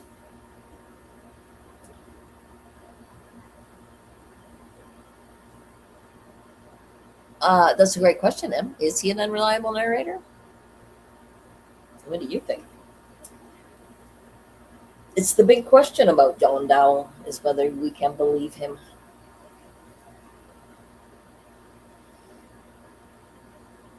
Um, I had no doubt eye openers enough. When we re entered the Hurlbird mansion at 8 o'clock, the Hurlbirds were just exhausted. Florence had a hard, triumphant air. We had got married about 4 in the morning and had sat about in the woods above the town till then, listening to a mockingbird imitate an old tomcat. So I guess Florence had not found getting married to me a very stimulating process. I had not found anything much more inspiring to say than how glad I was, with variations. I think I was too dazed. Well, the Hurlbirds were too dazed to say much. We had breakfast together, and then Florence went to pack her grips and things. Old Hurlbird took the opportunity to read me a full-blood lecture in the style of an American oration as to the perils for young American girlhood lurking in the European jungle. He said that Paris was full of snakes in the grass, of which he had had bitter experience. He concluded, as they always do, poor dear old things, with the aspiration that all American women should one day be sexless, though that is not the way they put it. Well, we made the ship all right by 1:30, and there was a tempest blowing. That helped Florence a good deal, for we were not 10 minutes out from Sandy Hook before Florence went down into her cabin, and her heart took her. An agitated stewardess came running up to me, and I went running down. I got my directions how to behave to my wife. Most of them came from her, though it was the ship's doctor who discreetly suggested to me that I had better refrain from manifestations of affection. I was ready enough. I was, of course, full of remorse. It occurred to me that her heart was the reason for the Hurlbirds' mysterious desire to keep their youngest and dearest unmarried. Of course, they would be too refined to put the motive into words. They were old stock New Englanders. They would not want to have to suggest that a husband must not kiss the back of his wife's neck. They would not like to suggest that he might, for the matter of that. I wonder, though, how Florence got the doctor to enter the conspiracy. The several doctors. Of course, her heart squeaked a bit. She had the same configuration of the lungs as her uncle Hurlbird, and in his company she must have heard a great deal of heart talk from specialists. Anyhow, she and they tied me pretty well down. And Jimmy, of course, that dreary boy. What in the world did she see in him? He was lugubrious, silent, morose. He had no talent as a painter. He was very sallow and dark, and he never shaved sufficiently. He met us at Havre, and he proceeded to make himself useful for the next 2 years, during which he lived in our flats in Paris, whether we were there or not. He studied painting at Julien's or some such place.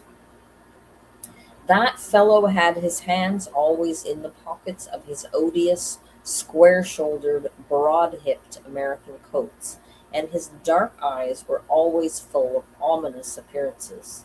He was, besides, too fat. Why, I was much the better man. And I dare say Florence would have given me the better. She showed signs of it. I think, perhaps, the enigmatic smile with which she used to look back at me over her shoulder when she went into the bathing place was a sort of invitation. I have mentioned that. It was as if she were saying, I am going in here. I am going to stand so stripped and white and straight, and you are a man. Perhaps it was that. No, she could not have liked that fellow long. He looked like sallow putty. I understand that he had been slim and dark and very graceful at the time of her first disgrace, but loafing about in Paris on her pocket money and on the allowance that old Hurlbird made him to keep out of the United States had given him a stomach like a man of 40 and dyspeptic irritation on top of it. God, how they worked me. It was those two between them who really elaborated the rules. I have told you something about them, how I had to head conversations for all those 11 years off such topics as love, poverty, crime, and so on. But looking over what I have written, I see that I have unintentionally misled you when I said that Florence was never out of my sight. Yet that was the impression that I really had until just now. When I come to think of it, she was out of my sight most of the time. You see, that fellow impressed upon me that what Florence needed most of all were sleep and privacy. I must never enter her room without knocking, or her poor little heart might flutter away to its doom. He said these things with his lugubrious croak and his black eyes like a crow's, so that I seemed to see poor Florence die 10 times a day, a little pale, frail corpse. Why, I would as soon have thought of entering her room without her permission as of burgling a church. I would sooner have committed that crime. I would certainly have done it if I had thought that the state of her heart demanded the sacrilege. So at 10 o'clock at night the door closed upon Florence, who had gently and as if reluctantly backed up that fellow's recommendations. And she would wish me good night as if she were a Saint Santo Italian lady saying goodbye to her lover. And at 10 o'clock of the next morning, there she would come out the door of her room, as fresh as Venus, rising from any of the couches that are mentioned in Greek legends. Her room door was locked because she was nervous about thieves, but an electric contrivance on a cord was understood to be attached to her little wrist. She had only to press a bulb to raise the house, and I was provided with an axe. An axe! Great gods, with which to break down her door in case she ever failed to answer my knock after I knocked really loud several times. It was pretty well thought out, you see. What wasn't so well thought out were the ultimate consequences, our being tied to Europe. For that young man rubbed it so well into me that Florence would die if she crossed the Channel. He impressed it so fully on my mind that later, when Florence wanted to go to Fordingbridge, I cut the proposal short, absolutely short, with a curt no. It fixed her and it frightened her. I was even backed up by all the doctors. I seemed to have had endless interviews with doctor after doctor, cool, quiet men who would ask in reasonable tones whether there was any reason for our going to England, any special reason. And since I could not see any special reason, they would give the verdict, better not then. I dare say they were honest enough as things go. Excuse me. They probably imagined that the mere associations of the steamer might have effects on Florence's nerves. That would be enough. That and a conscientious desire to keep our money on the continent. It must have rattled poor Florence pretty considerably, for you see, the main idea, the only main idea of her heart that was otherwise cold, was to get to Fordingbridge and be a county lady in the home of her ancestors. But Jimmy got her there. He shut on her the door of the Channel. Even on the fairest day of blue sky, with the cliffs of England shining like mother of pearl in full view of Calais, I would not have let her cross the steamer gangway to save her life. I tell you, it fixed her. It fixed her beautifully, because she could not announce herself as cured, since that would have put an end to the locked bedroom arrangements. And by the time she was sick of Jimmy, which happened in the year 1903, she had taken on Edward Ashburnham. Yes, it was a bad fix for her, because Edward could have taken her to Fordingbridge, and, though he could not give her Branshaw Manor, that home of her ancestors being settled on his wife, she could at least have pretty considerably queened it there or thereabouts, what with our money and the support of the Ashburnhams. Her uncle, as soon as he considered that she had really settled down with me, and I sent him only the most glowing accounts of her virtue and constancy, made over to her a very considerable part of his fortune for which he had no use. I suppose that we had, between us, 15,000 a year in English money, though I never quite knew how much of hers went to Jimmy. At any rate, we could have shone in Fordingbridge. I never quite knew, either, how she and Edward got rid of Jimmy. I fancy that fat and disreputable raven must have had his 6 golden front teeth knocked down his throat by Edward one morning, whilst I had gone out to buy some flowers in the Rue de la Paix, leaving Florence in the flat in charge of those two. And serve him very right, is all that I can say. He was a bad sort of a blackmailer. I hope Florence does not have his company in the next world. As God is my judge, I do not believe that I would have separated those two if I had known that they really and passionately loved each other. I do not know where the public morality of the case comes in, and of course no man really knows what he would have done in any given case, but I truly believe that I would have united them, observing ways and means as decent as I could. I believe that I should have given them money to live upon, and that I should have consoled myself somehow. At that date, I might have found some young thing like Maisie Maiden or the poor girl, and I might have had some peace. For peace I never had with Florence, and hardly believe that I cared for her in the way of love after a year or two of it. She became for me a rare and fragile object, something burdensome but very frail. Why, it was as if I had been given a thin-shelled pullet's egg to carry on my palm from equatorial Africa to Hoboken. Yes, she became for me, as it were, the subject of a bet, the trophy of an athlete's achievement, a parsley crown that is the symbol of his chastity, his soberness, his abstentions, and of his inflexible will. Of intrinsic value as a wife, I think she had none at all for me. I fancy I was not even proud of the way she dressed. But her passion for Jimmy was not even a passion, and mad as the suggestion may appear, she was frightened for her life. Yes, she was afraid of me. I will tell you how that happened. Okay, you're all just going to have to forgive for a moment the backward thinking about African Americans. I apologize. I had in the old days a darky servant called Julius, who valeted me and waited on me and loved me like the crown of his head. Now, when we left Waterbury to go to the Pocahontas, Florence entrusted to me one very special and very precious leather grip. She told me that her life might depend on that grip, which contained her drugs against heart attacks.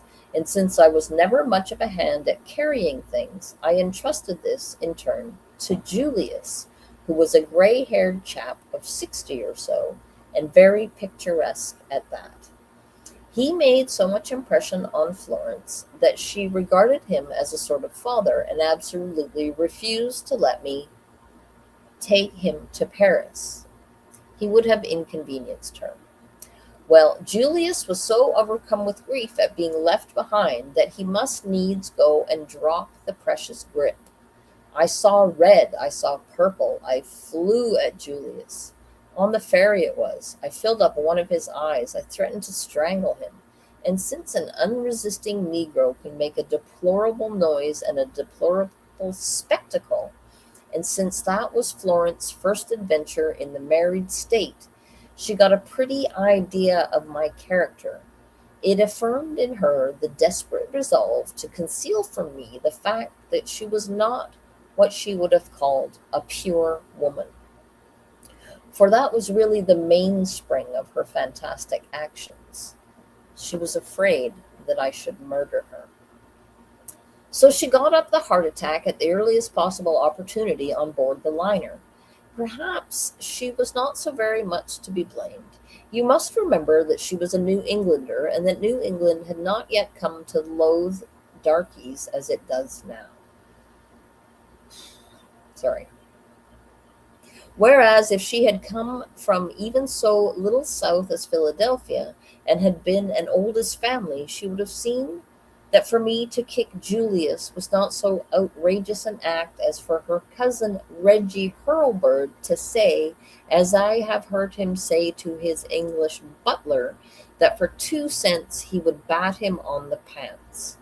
Besides, the menacing grip did not bulk as largely in her eyes as it did in mine, where it was the symbol of the existence of an adored wife of a day. To her, it was just a useful lie. Well, there you have the position, as clear as I can make it. The husband an ignorant fool, the wife a cold sensualist with imbecile fears. For I was such a fool that I should never have known what was going on or not, and the blackmailing lover. And then the other lover came along. Well, Edward Ashburnham was worth having. Have I conveyed to you the splendid fellow that he was? The fine soldier, the excellent landlord, the extraordinarily kind, careful, and industrious magistrate, the upright, honest, fair-dealing, fair-thinking, public character? I suppose I have not conveyed it to you. The truth is that I never knew it until the poor girl came along. The poor girl who was just as straight, as splendid, and as upright as he. I swear she was. I suppose I ought to have known. I suppose that was really why I liked him so much, so infinitely much. Come to think of it, I can remember 1,000 little acts of kindliness, of thoughtfulness for his inferiors, even on the continent. Look here, I know of 2 families of dirty, unpicturesque Hessian paupers that fellow, with an infinite patience, rooted up, got their police reports, set on their feet, or exported to my patient land. And he would do it quite inarticulately, set in motion by seeing a child crying in the street. He would wrestle with dictionaries in that unfamiliar tongue. Well, he could not bear to see a child cry. Perhaps he could not bear to see a woman and not give her the comfort of his physical attractions. But although I liked him intensely, I was rather apt to take these things for granted. They made me feel comfortable with him, good towards him. They made me trust him. But I guess I thought it was part of the character of any English gentleman. Why, one day he got it into his head that the head waiter at the Excelsior had been crying, the fellow with the gray face and gray whiskers. And then he spent the best part of a week in correspondence and up at the British consul's in getting the fellow's wife to come back from London and bring back his baby girl. She had bolted with a Swiss scullion. If she had not come inside the week, he would have gone to London himself to fetch her. He was like that. Edward Ashburnham was like that, and I thought it was only the duty of his rank and station. Perhaps that is all that it was, but I pray to God to make me discharge mine as well. And but for the poor girl, I dare say that I should never have seen it, however much the feeling might have been over me. She had for him such enthusiasm that although even now I do not understand the technicalities of English life, I can gather enough. She was with them during the whole of our last stay at Nauheim. Nancy Rufford was her name.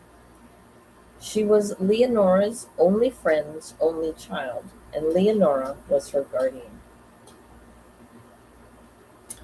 if that is the correct term. She had lived with the Ashburnhams ever since she had been of the age of 13, when her mother was said to have committed suicide owing to the brutalities of her father. Yes, it is a cheerful story. Edward always called her the girl, and it was very pretty, the evident affection he had for her and she for him. And Leonora's feet she would have kissed. Those two were for her the best man and the best woman on earth and in heaven. I think that she had not a thought of evil in her head. The poor girl. Well, anyhow, she chanted Edward's praises to me for the hour together. But as I have said, I could not make much of it. It appeared that he had that he had the DSO, the Distinguished Service Order, and that his troop loved him beyond the love of men. You never saw such a troop as his, and he had the Royal Humane Society's medal with a clasp. That meant, apparently, that he had twice jumped off the deck of a troop ship to rescue what the girl called Tommies, who had fallen overboard in the Red Sea and such places. He had been twice recommended for the Victoria's Cross, whatever that might mean, and although, owing to some technicalities, he had never received that apparently coveted order, he had some special place about his sovereign at the coronation. Or perhaps it was some post in the Beefeaters. She made him out like a cross between Lohengrin and the Chevalier Bayard. Perhaps he was, but he was too silent a fellow to make that side of him really decorative. I remember going to him at about that time and asking him what the Distinguished Service Order was, and he grunted out, "It's the sort of thing they give grocers who've honorably supplied the troops with adulterated coffee in wartime, something of that sort." He did not quite carry conviction to me, so in the end I put it directly to Leonora. I asked her fully and squarely, prefacing the question with some remarks, such as those I have already given you, as to the difficulty one has in really getting to know people when one's intimacy is conducted as an English acquaintanceship. I asked her whether her husband was not really a splendid fellow, along at least the lines of his public functions. She looked at me with a slightly awakened air, with an air that would have been almost startled if Leonora could ever have been startled. "Didn't you know?" she asked. "If I come to think of it, there is not a more splendid fellow in any three counties, pick them where you will, along those lines." And she added, after she had looked at me reflectively for what seemed a long time, "To do my husband justice, there could not be a better man on the earth. There would not be room for it, along those lines."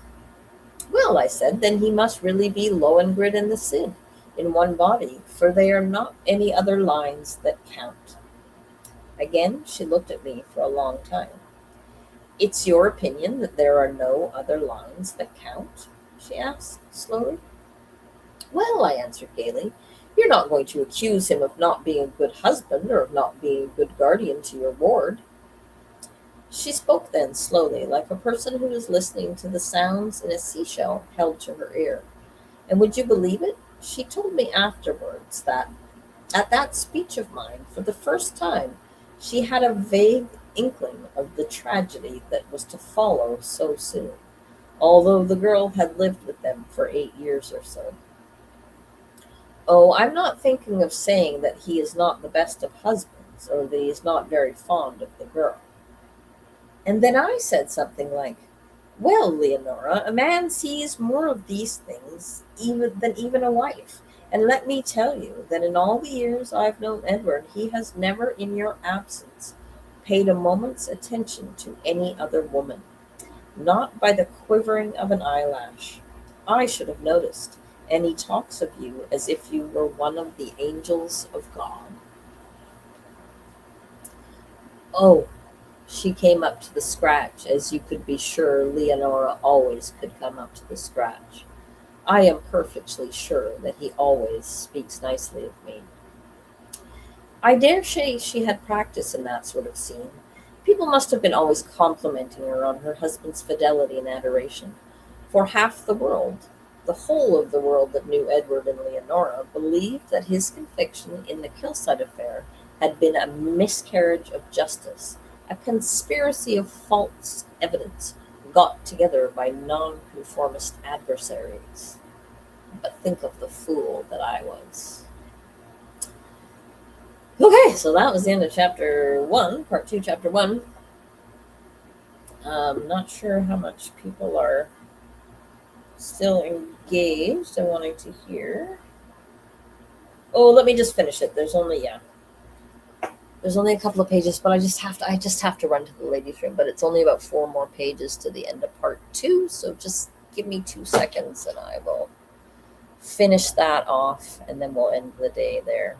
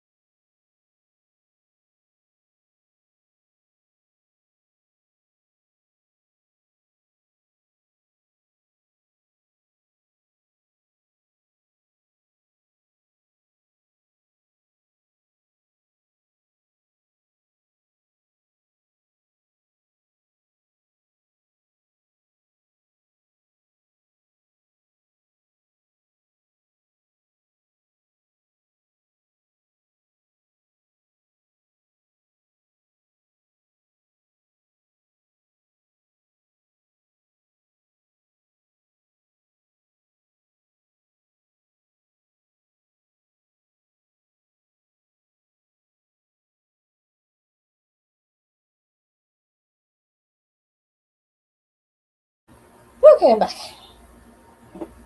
I'm back. Right, it is nice listening. When I was doing my degree, I did a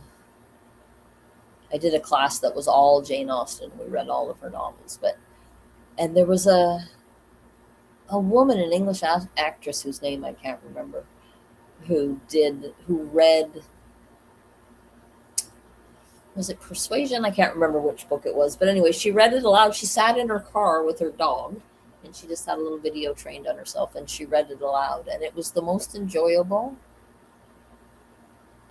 It was better than an audiobook in a way, because she was just there with her dog, and she made a few mistakes, and it wasn't so formal, and I just really enjoyed it, so I can see why people like it. Okay, chapter 2. Let me think where we were. Oh, yes, that conversation took place on the 4th of August, 1913. I remember saying to her that on that day, exactly 9 years before, I had made their acquaintance, so that it had seemed quite appropriate and like a birthday speech to utter my little testimonial to my friend Edward. I could quite confidently say that though we four had been together in all sorts of places for all that length of time, I had not for my part one single complaint to make of either of them. And, I added, that was an unusual record for people who had been so much together. You were not to imagine that it was only at Nauheim that we met. That would not have suited Florence. I find on looking at my diaries that on September the 4th, 1904, Edward accompanied Florence to Paris, accompanied Florence and myself to Paris, where we put him up until the 21st of that month. He made another short visit to us in December of that year, the first year of our acquaintance. It must have been during this visit that he knocked Mr. Jimmy's teeth down his throat. I dare say Florence had asked him to come over for that purpose. In 1905, he was in Paris 3 times, once with Leonora, who wanted some frocks. In 1906, we spent the best part of 6 weeks together at Mentone, and Edward stayed with us in Paris on his way back to London. That was how it went. Jennifer Eel, Pride and Prejudice, that's it. That's exactly it. That's the one. Thank you. CH to CH, that's exactly the one. Sat there with her dog, just regular as can be. I love Jane Austen too. I've read them all. We'll read them all many times. The fact was that in Florence, the poor wretch had got hold of a Tartar, compared with whom Leonora was a suckling kid. He must have had a hell of a time. Leonora wanted to keep him for, what shall I say, for the good of her church, as it were, to show that Catholic women do not lose their men. Let it go at that for the moment. I will write more about her motives later, perhaps. But Florence was sticking on to the proprietor of the home of her ancestors. No doubt he was also a very passionate lover, but I am convinced that he was sick of Florence within 3 years of even interrupted companionship and the life that she led him. If ever Leonora so much as mentioned in a letter that they had a woman staying with them, or if she so much as mentioned a woman's name in a letter to me, off would go a desperate cable in cipher to that poor wretch at Branshaw, commanding him on pain of instant and horrible disclosure to come over and assure her of his fidelity. I dare say he would have faced it out. I dare say he would have thrown over Florence and taken the risk of exposure. But there he had Leonora to deal with, and Leonora assured him that if the minutest fragment of the real situation ever got through to my senses, she would wreak upon him the most terrible vengeance that she could think of. And he did not have a very easy job. Florence called for more and more attentions from him as the time went on. She would make him kiss her at any moment of the day. And it was only by making it plain that a divorced lady could never assume a position in the county of Hampshire that he could prevent her from making a bolt of it with him in her train. Oh, yes, it was a difficult job for him.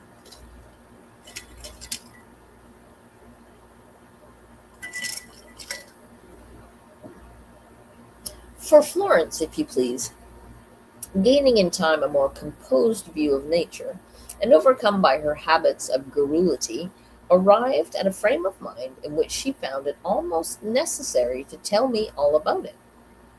Nothing less than that. She said that her situation was too unbearable with regard to me.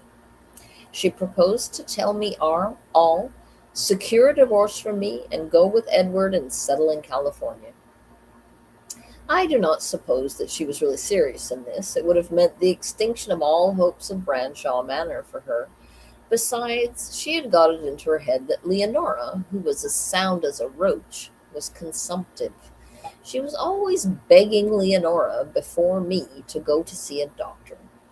But nonetheless, poor Edward seems to have believed in her determination to carry him off. He would not have gone.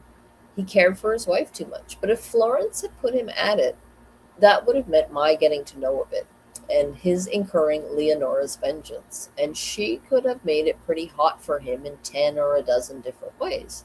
And she assured me that she would have used every one of them.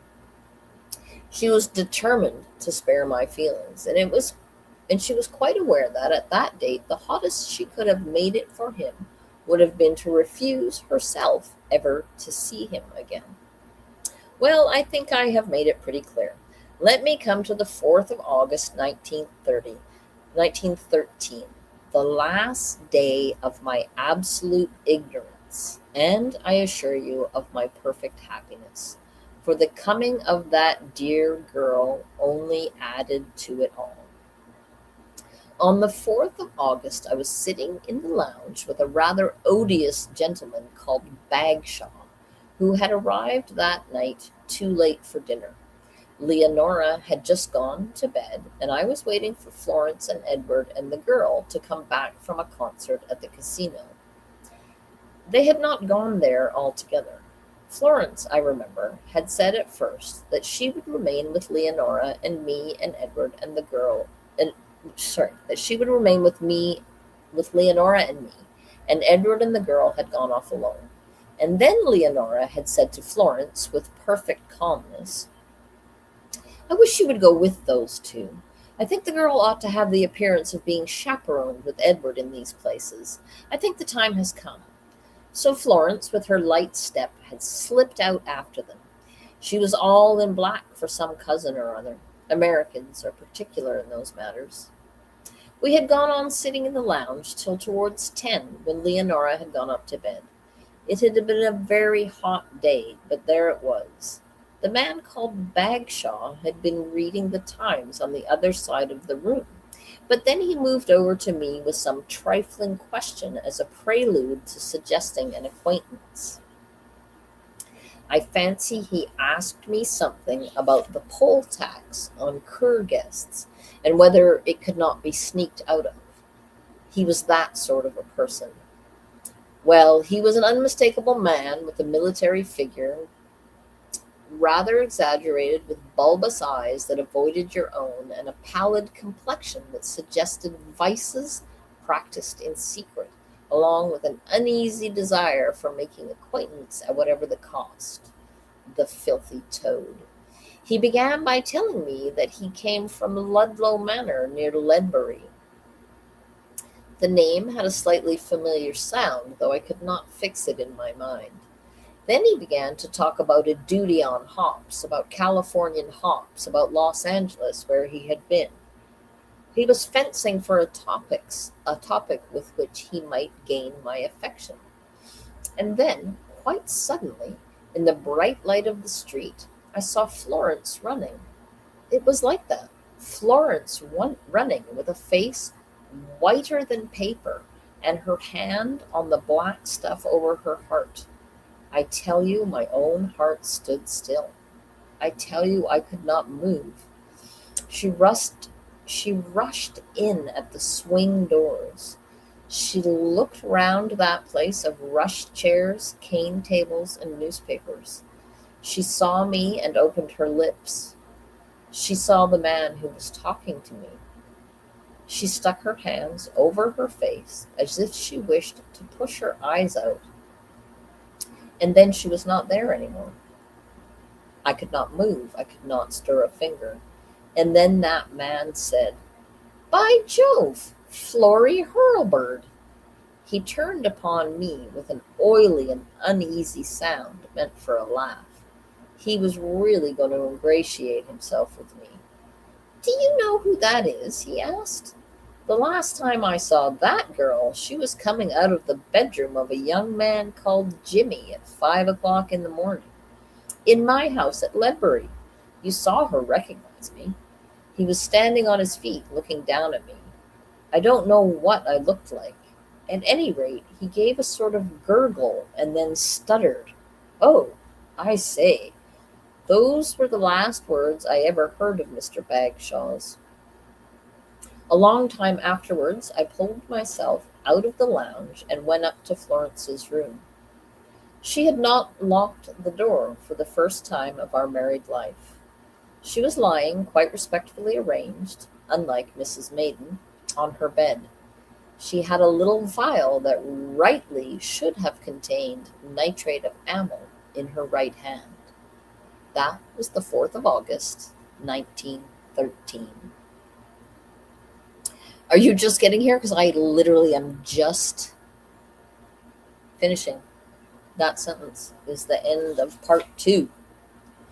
So we will have to look forward to part 3 next week.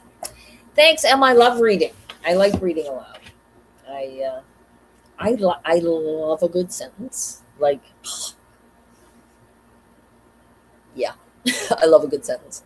And articulating it aloud it gives me pleasure and happiness. So I'm glad that you guys like listening.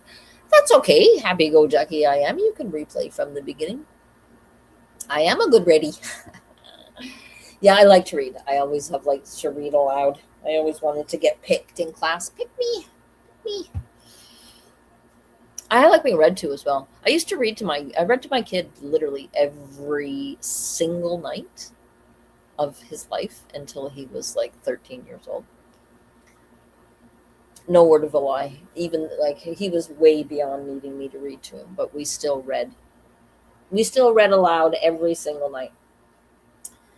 And I guess I kind of missed it. So I really enjoyed that. So yeah,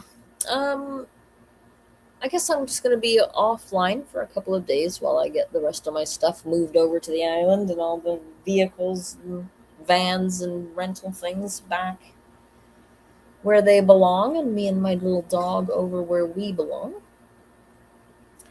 And then yeah, but we'll carry on Monday next week with part 3. And I hope everybody had a good time. I enjoyed it. I need to take the dog out for a walk and get him some supper. So I'm going to love you and leave you.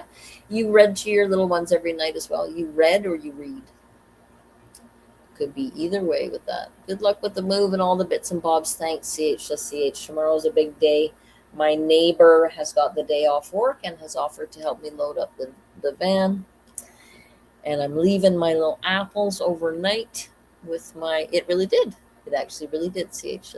I feel much better than I did when we started. My little dog is going to spend the night with my sister and her hubby, so I can whip over there and back and get things done. So I will look forward to seeing people on Thursday, and until then, I shall love you and leave you, and thank you for all your kind words. Red past tense. Thanks, Em. Thanks, yeah. Spelled the same. And out of context, it can be hard to tell. Okay. Love you guys. See you next time. Bye for now.